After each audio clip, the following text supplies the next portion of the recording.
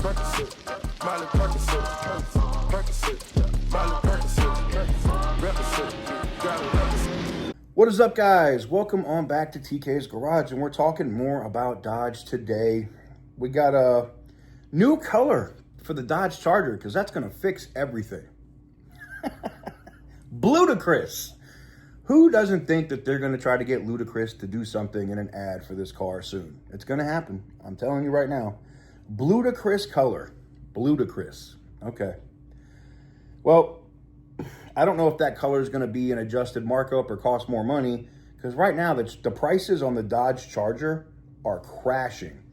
I saw this over at Hot Cars. Now, I've already seen this here in town directly, but this is the article right here. All right. And matter of fact, I'll put it up here on the screen. I have to stop the video every time I do that so I know where to put it. But here we go. Dodge Charger EV prices plummet beneath V8s. Even as they sit on lots for over a year, 2023 model year Dodge RT Hemi Chargers are now priced higher than many base model 2024 and 2025 Charger EVs. Did you hear that? The leftover 23 RT Hemi Chargers are selling for more money than the new electric Charger. Who else didn't see that coming? The entry-level RT Hemi V8 Chargers can still be had for roughly $45,000 as new cars, while many Charger Daytona RT models now are priced in the $43,000 range, or even lower. The base model RT EVs were originally priced well above $60,000, but nearly non-existent demand has forced prices lower. As it turns out, selling an EV with behind-the-times battery tech for a premium price wasn't going to fly. Where have I heard that? Oh, yeah, Rich Rebuilds went into detail about that with this car. We did like a 2.5-hour podcast, myself, Demonology, OC Motivator, Butter the Insider, and Rich Rebuilds. And he said the same thing. This car is like 5 years behind the curve. Battery tech and drive control unit and all that other stuff wise. It's 5 years too late. And calling a burnout challenged muscle machine a muscle car didn't help. Yeah. Calling it the most, what did they call it? The most powerful muscle car on the planet? Miss me with that. My Tesla P100D will run circles around that car. Inability to be smoky while standing aside, even if the troubled Dodge Charger Daytona EV had made good on its promises, it would have faced an uphill battle against legions of Mopar traditionalists for acceptance. With prices now slashed by a third, the EV's base RT model costs roughly as much as higher tech electric cars like the Hyundai Ioniq 6, which might not be much of a leg to stand on, as the better tech of the Hyundai allows it to hit the same performance numbers and achieve far superior range to the 5,698 pound Charger for about the same price. So we've talked about this before. So you go get a Hyundai, an Ioniq 5, an Ioniq 6, a Tesla Model 3 performance, even the Tesla Model 3 long range, whatever, will literally, and I'm not even talking about like my Model S, it will literally destroy that Charger. So they continue, does Dodge have any hope? Despite its lackluster battery tech, the portly Dodge does bring a few new tricks to the EV market. Elements that have been Mopar muscle car tradition for decades. First, it's perhaps the world's last remaining full-size coupe, similar to the Challenger it replaced. While a more practical sedan variant is also on the way, both types feature much more interior space than their smaller, compactish EV price rivals. That's true. Despite the Dodge's worst packaging, finally, one thing the internet hasn't seemed to pan about the new Charger is its look, which is the full muscle car treatment no Tesla could ever match. That is true.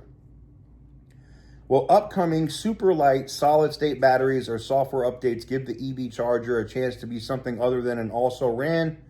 Only time will tell. And some of these comments on this article, whew. Here we go. Ralph T says, I don't feel any kind of loyalty to the Dodge brand that I once had. They're not involved in motorsports in America, and although the Charger is good looking, it's overpriced, and quite frankly, people rather have ice under the hood. Their electric tech is subpar compared to even the Koreans, and nowhere near the Tesla level. Dodge doesn't make a blue-collar, affordable performance car anymore. Facts. That's what Dodge was always known. It was like, do you go buy the Corvette, or do you go buy the Camaro, or do you buy the, similarly powered V8 Dodge for less money? Do I go buy the Silverado or the GMC Denali, or do I get the Ram 1500, which is less than both of the other models, but has similar quality and similar power? That's what Dodge was always known for, and they don't have it anymore. He says, the reason those older models are sitting unsold on lots is because they tried to cash in on the last year of the Hemi, wildly overpriced the cars, made the customer base angry. Now they will have trouble selling anything because of the outrage over prices in the V8 demise, no matter what the price. That's facts. See, I love when the brand, like the loyalists, the fans of the brand, they're being honest. They're telling Stellantis directly what had went wrong, how are you going to fix it? No answers coming from the company. Ronnie says, I think Dodge should bring back the big gas engine and make them all-wheel drive. Jay, in the USA, there are no CAFE standards. Your comment isn't relevant to this. They must have had a comment that got deleted. So how does a twin turbo 6 pushing 550 horsepower sound? Ugh. Let's see. Wondering who is making these decisions for Dodge. They are really behind the ball and don't know what the market wants. Stellantis is clueless. While an EV sports car is a good idea, the way they went about it was totally wrong and too late swiveling to gas counterparts. Yeah. Yep. And then finally, F the Europeans. F the Europeans for destroying Chrysler Corp. Since Daimler, now Fiat, you guys will never buy a Chrysler product, and still the Corp is still, unless it's owned by Americans. There you have it. People are not happy, and I don't blame them. The prices on this car, and I'll probably do an update talking about, if I didn't publish that already before this, Dodge going extinct. The pricing on the Hornet has collapsed, right? You can get those things for 50% less than what they tried to announce those for a couple years ago, 3 years ago, whenever it came out. And the Charger, like we've seen in this article, now I've seen the ones that are $67,000 that they're selling for $37,000. I've seen those at multiple dealerships here in my town in Las Vegas. I've seen some insane lease deals. They were at like $5,000 down, $500 a month for 24 months, which is not a bad price if you're leasing one of those cars. But now I'm seeing $1,000 down, $399 a month for 10,000 miles for 2 years. So you're doing like, 20,000 miles? That's not bad. They're trying to do anything they can to get this stuff to move. But unfortunately, customers are a lot more conscious today, and they are searching for customers that Dodge hasn't had before. That's what they need, because the brand loyalists, we're not tolerating this crap. We're not going for it. We're not going to buy these crap, I don't want to say crap battery tech, but they're using stuff that was like 5-6 years ago. You get what I'm saying? It's not going to, and you're trying to sell it for more than your competitors. It's just not going to fly. So if you're looking for a really great deal on a Dodge Charger in the next 3 to 4 months, you're going to see some insane pricing on these because they got to get rid of them. And just know, though, that they're probably going to be plagued with problems over the lifetime of you owning it. So, hey, if you can get a brand new RT for like 28 grand, 30 grand, and it's an EV after the tax credit, you're somewhere around you know, 20 something thousand, maybe it's worth it at that point. But even at its current massively discounted rate, I still couldn't recommend that car. That's just me. Not for buying. Leasing, maybe. Mod to Fame did a whole video on it. I'll tag him in the description.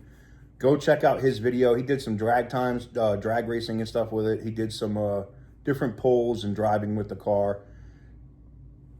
If you want a Mopar enthusiast's opinion on it that actually races, definitely go check out. I'm going to tag him. Go check out his channel. He's got a couple videos on it. But anyways, that's going to do it for me. Thank you guys very much for watching. I truly appreciate it. And as always, stay petty, my friends.